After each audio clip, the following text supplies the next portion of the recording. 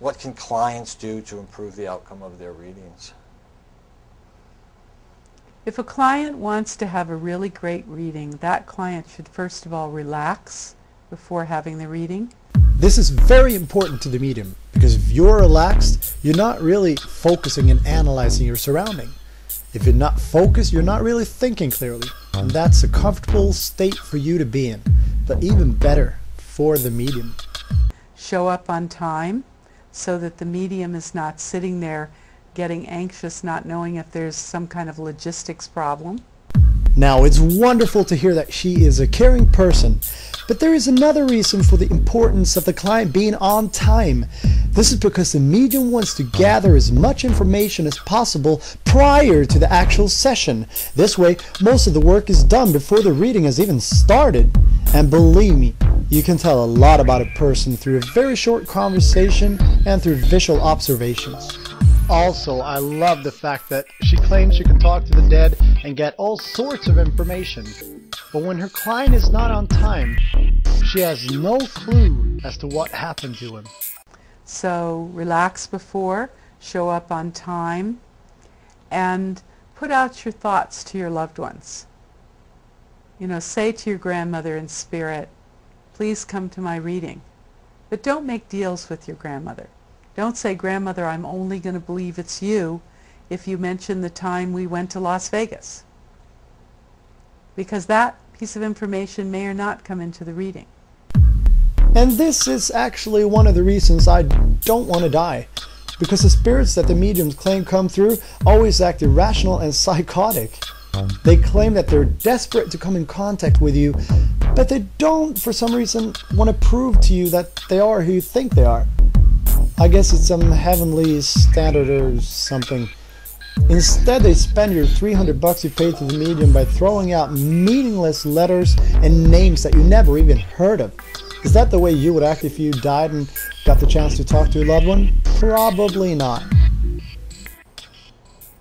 Clients should be relaxed, open-minded, and ready to work with the medium, to blend with the energy of the medium, because the medium and the client together create a spiritual environment for spirit to come into. And that's when it happens.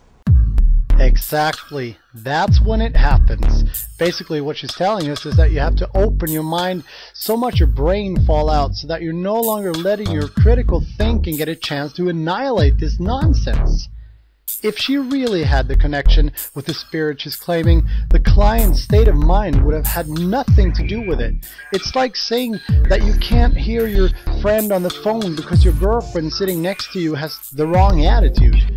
It only makes sense if you want to believe.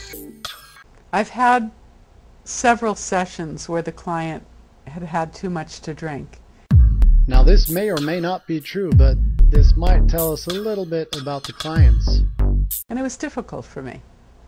It isn't that I wasn't able to do my job, but I think I would have done a better job. And the client would have been able to respond more naturally. She is absolutely right.